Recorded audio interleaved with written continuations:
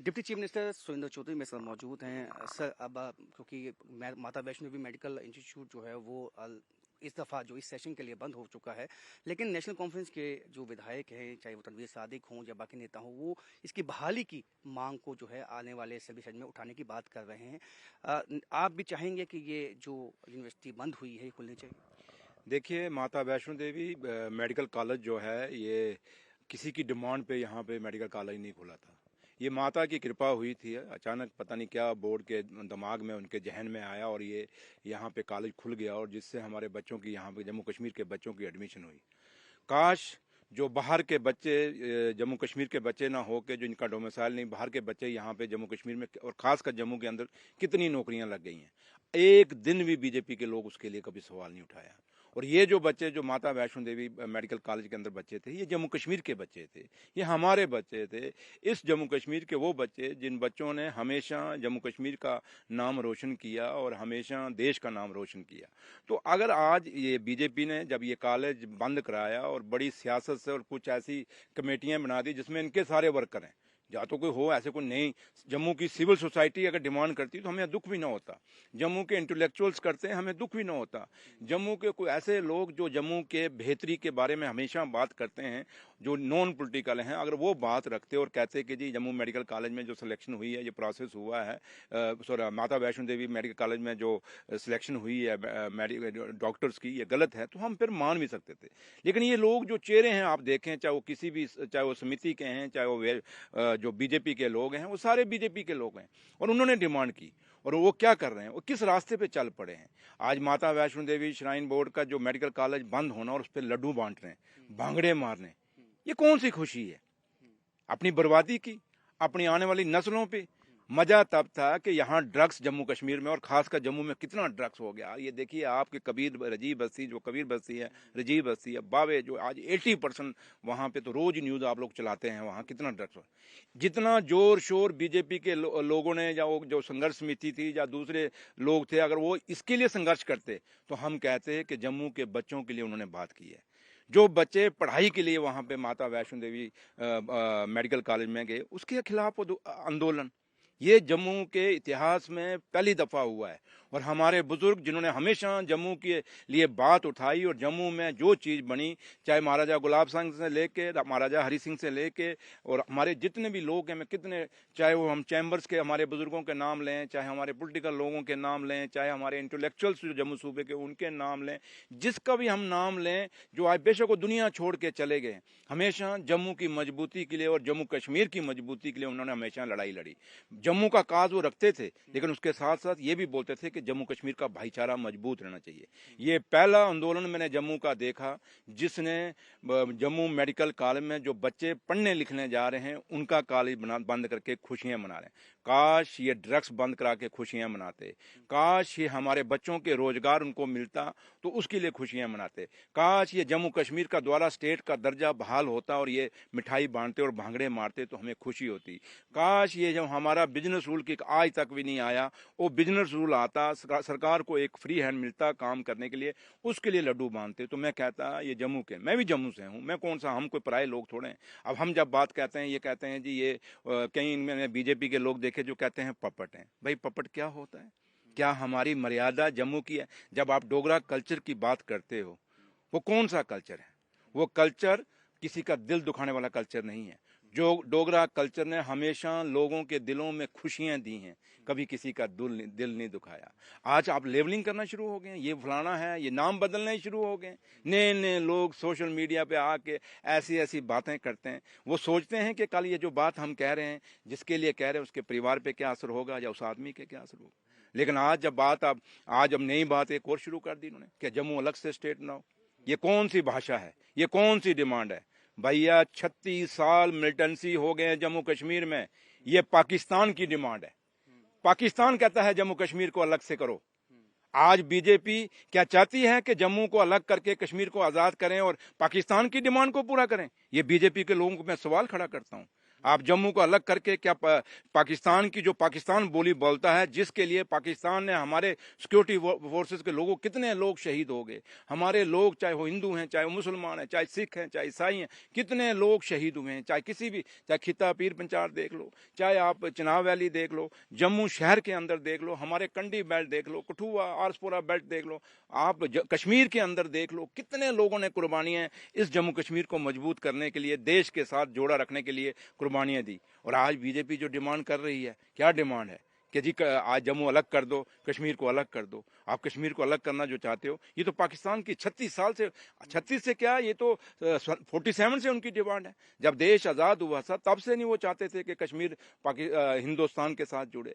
शेर कश्मीर का वो भाषण जो 1975 में लाल चौक में दिया है, वो भाषण आप सुनिए। शेर कश्मीर शेख अब्दुल्ला साहब ने उस समय पाकिस्तान को कहा था, तुमने क्यों कबाली हमारे यहाँ भेजे, क्यों आप कश्मीरियों को खुश नहीं रहना देना चाहते, क्यों नहीं आप हम उस मुल्क के साथ जाना चाहते हैं जो मुल्क डेमोक्रेसी को पसंद करता है, जो मुल्क बाबा साहब के आइन को पसंद करता है, जो मुल्क गांधी की आइडियोलॉजी पे चलता है, विजन पे, सोच पे चलता है। शेर कश्मीर शेख अब्दुल्ला साहब ने वो देश चुना था। तो इसलिए नेशनल कॉन्फ्रेंस हमेशा इस देश को मजबूत करने के लिए, इस जम्मू कश्मीर को मजबूत करने के लिए, और नेशनल कॉन्फ्रेंस आज भी कहती है कि आज जैसे लेह और लद्दाख आपका दोबारा वो कहता है हमें यूटी का कोई फायदा नहीं। अगर उनको फायदा नहीं, वो मुकर गए हैं, लेकिन उन्होंने डिमांड ये रखी थी, लेकिन नहीं फायदा, तो हम दिल्ली की सरकार से नेशनल कॉन्फ्रेंस हम हमेशा ये डिमांड करते हैं कि जम्मू कश्मीर, वो जम्मू कश्मीर जो 5 अगस्त 2019 में आपने जिसको अलग किया, यूटी को, लद्दाख को, दोबारा जोड़िए। हमें वही जम्मू कश्मीर, जो जम्मू कश्मीर महाराजा गुलाब सिंह का है, जो जम्मू कश्मीर महाराजा हरि सिंह का है, वो जम्मू कश्मीर जो शेर कश्मीर शेख अब्दुल्ला साहब ने बनाया, वो जम्मू कश्मीर हमें वापस कर दीजिए। और ये जम्मू कश्मीर वो जम्मू कश्मीर है जिसने कुर्बानियां दी हैं इस तिरंगे को, देश के तिरंगे को ऊंचा करने के लिए। इसलिए उम्मीद करेंगे कि बीजेपी के लोग ये डिमांड छोड़ के जम्मू कश्मीर को मजबूत करने की डिमांड रखें। बिजनेस रूल अब तक नहीं मिले हैं, इससे आम लोगों के जो डेवलपमेंट काम है या गवर्नमेंट की जो वर्किंग है उसको किस तरह से इम्पैक्ट इसने डाला है, इफेक्ट किया है? देखिए, सबसे बड़ा इम्पैक्ट तो यह है कि जब हमसे वादा किया गया था कि जब हालात ठीक हो जाएंगे और हम दोबारा स्टेट का दर्जा बहाल करेंगे, और हमें यह भी वादा किया गया था कि आपकी ज़मीनें और आपके बच्चों के रोज़गार को महफूज किया जाएगा, बाहर के लोग नहीं ले पाएंगे। लेकिन आप देखें, हम तो ये उम्मीद कर रहे थे जब इलेक्शन हुआ, तो जब इलेक्शन हुआ बड़ा पीसफुल इलेक्शन हुआ, और खुद कहा, एजेंसीज ने भी कहा, सब ने कहा कि बड़ा पीसफुल इलेक्शन हुआ है, अच्छे माहौल में हुआ है, इसका मतलब जम्मू कश्मीर के हालात ठीक थे। तो अब हमें स्टेट का दर्जा मिलना चाहिए था। और जब हमारी ये सरकार उमर अब्दुल्ला सरकार बनी, और उमर अब्दुल्ला सरकार की पहली जो कैबिनेट हुई, उसमें हमने पास किया कि जम्मू का स्टेट का दर्जा वापस बहाल किया जाए। जब असेंबली पहली लगी, उसमें भी हमने स्टेट के दर्जे का रेजोल्यूशन वहाँ पास किया, स्पेशल स्टेटस के दर्जे का रेजोल्यूशन हमने पास करवाया। और हमारा शुरू से यही है कि जम्मू कश्मीर की मजबूती तभी हो सकती है, जम्मू कश्मीर के लोगों के काम तभी हो सकते हैं, और जम्मू कश्मीर के बेरोजगार बच्चों के रोजगार का तभी हल हो सकता है। डेली वेजर जो सड़कों पे हैं, उनकी जो स्थायी करने की, परमानेंट करने की डिमांड तभी पूरी हो सकती है जब बाकी जितने भी मुद्दे हैं, चाहे वो बिजली के हैं, पानी के हैं, स्कूल के हैं, सड़कें हैं, लोग कहते हैं ये तभी पूरे हो सकते हैं जब स्टेट का दर्जा दोबारा हमें बहाल हो जाएगा। और दूसरी बात, जब कई लोग कहते हैं जी आपको सरकार है, आपको सब कुछ है, लेकिन आप एक सीनियर जर्नलिस्ट हैं, आपको पता है जब दिल्ली से पैसे बांटे जाते हैं, एक कोटा होता है स्टेट का, एक कोटा होता है यूटी फंड का। अब जब यूटी के हिसाब से पैसा मिलता है, स्टेट को स्टेट के हिसाब से पैसा मिलता है। आज हमें यूटी के हिसाब से पैसा मिल रहा है, लेकिन डिमांड्स कौन सी हैं? वो स्टेट वाली हैं। तो इसलिए हम कहते हैं कि हमें स्टेट का दर्जा दिया है, ताकि हमें दिल्ली की जो फंडिंग है वो हमें पूरी की पूरी मिले। और इसमें कोई दो राय नहीं कि जो कुछ भी होता है जम्मू कश्मीर में, दिल्ली, और ये आज से नहीं, ये 75 साल की आज़ादी से बाद से भी जो पैसा आ रहा है दिल्ली से आता है। जम्मू कश्मीर का अपना कुछ नहीं है। कोई भी सरकार यहाँ रही, उसने हमेशा दिल्ली से पैसे लेके जम्मू कश्मीर को चलाया। इवन के मुलाजमों की सैलरी तक दिल्ली से जब तक फंडिंग नहीं होगी नहीं होता। इसलिए कोई ये कहे जी बनाओ दिल्ली से पैसा होता है ये काम, हम कब कहते हैं कि ये दिल्ली का पैसा नहीं है? दिल्ली किसकी है? क्या जम्मू कश्मीर के लोगों की दिल्ली नहीं है? ये दिल्ली, इस दिल्ली को पाने के लिए, इस लाल किले को तंगा चढ़ाने के लिए क्या जम्मू कश्मीर के लोगों ने कुर्बानियां नहीं दी क्या? इसलिए हमने कुर्बानियां दी हैं। जितना पैसा जम्मू देश के बाकी स्टेटों का हिस्सा बनता है, उनका हक बनता है, उतना जम्मू कश्मीर के लोगों का हक बनता है। इसलिए जहां तक बिजनेस रूल का है, पहला तो हम स्टेट के लिए कहते हैं, और अगर जब तक स्टेट आप नहीं करते, कम से कम बिजनेस रूल तो हो जाए।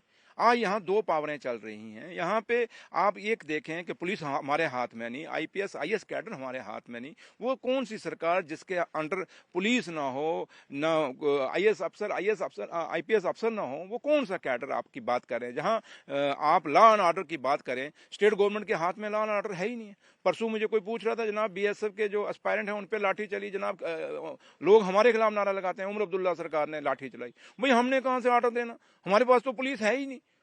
तो पुलिस अगर हमने ऑर्डर नहीं दिया, लेकिन किसने दिया? लेकिन ये जो आज, क्योंकि इसका असर क्यों हो रहा है? इसलिए हो रहा है क्योंकि हमारे हाथ में बिजनेस रूल नहीं है, हमारे हाथ में स्टेट का दर्जा नहीं है। इसलिए ये दोनों चीजें हमारे लिए बहुत जरूरी हैं उमर अब्दुल्ला सरकार के लिए। और उमर अब्दुल्ला सरकार बेशक उसके बावजूद इस 1.5 साल में उमर अब्दुल्ला सरकार ने बहुत बड़े फैसले लिए, लेकिन इसमें हमें दिल्ली ने फिर भी कोऑपरेट किया। लेकिन इसमें आज बड़े कोऑपरेशन की जरूरत है। वो ये है कि या तो हमें स्टेट का दर्जा दे दीजिए, या नहीं तो बिजनेस रूल हमें दे दीजिए। अंतिम सवाल कि अब ड्रोन मूवमेंट बहुत ज्यादा पाकिस्तान की तरफ से देखी गई है पिछले कुछ दिनों में, चाहे वो नौशहरा का इलाका है, चाहे वो पुंछ का इलाका है, सांबा का है, मेंढर का है, सब इलाकों में। तो ये आप देखते हैं चिंता का विषय है कि जिस तरह से पाकिस्तान उकसावे के लिए ये कर रहा है। ये इसमें कोई ऐसी बात नहीं कि चिंता ना हो। देश के लिए चिंता की बात है, जम्मू कश्मीर के लोगों के लिए भी चिंता की बात है। अल्टीमेट जब ड्रोन आते हैं या गोले पड़ते हैं, जंग लगती है तो सबसे पहले बॉर्डर के लोगों को नुकसान होता है, जम्मू कश्मीर के लोगों को नुकसान होता है, हमारे बिजनेस को नुकसान होता है, हमारे टूरिज्म को नुकसान होता है, हर चीज बैठ जाती है। इसलिए ये जो आप जो जिक्र कर रहे हैं, 5-6 दिन पहले नौशहरा में कोई 4-5 ड्रोन रात को आए और उसके बाद लोगों में खलबली सी मच गई। रात को भी यहाँ पे आप रामगढ़ सेक्टर सांबा में आपके ड्रोन वहां देखा गया है। तो इसलिए ये चीजें पाकिस्तान करता आ रहा और आज से नहीं कर रहा। ये 47 से लेके उसने पहले कवालिये भेजे, उसके बाद जंगें लड़ी, उसके बाद मिलिटेंसी की, वो पाकिस्तान लगा हुआ है। लेकिन उसके बावजूद भी हमारी फौजें बहुत अलर्ट हैं, हमारे फौजी बहुत बहादुर हैं।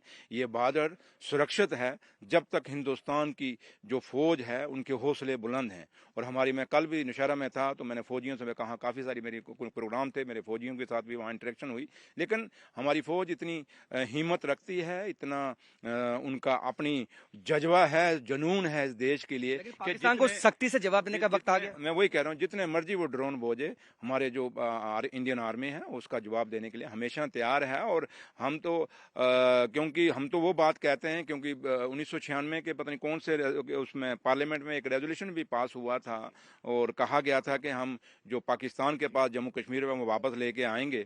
हम तो उस दिन के उम्मीद में हैं कि वो जम्मू कश्मीर कब वापस आएगा, और उम्मीद करते हैं कि ये बीजेपी के लोग जम्मू कश्मीर के उस जम्मू कश्मीर को वापस लाने के लिए हिम्मत करेंगे और उसके लिए कोशिश करेंगे, ना कि बल्कि इस जम्मू कश्मीर के अंदर ही खेल खोल के इनको तोड़ने की कोशिश करेंगे। बहुत शुक्रिया। तो डिप्टी सीएम सुरेंद्र चौधरी जिन्होंने विभिन्न मुद्दों पर अपनी बात रखी। कैमरामैन सर भट्ट के साथ राजन वैद, न्यूज़ 18 जम्मू।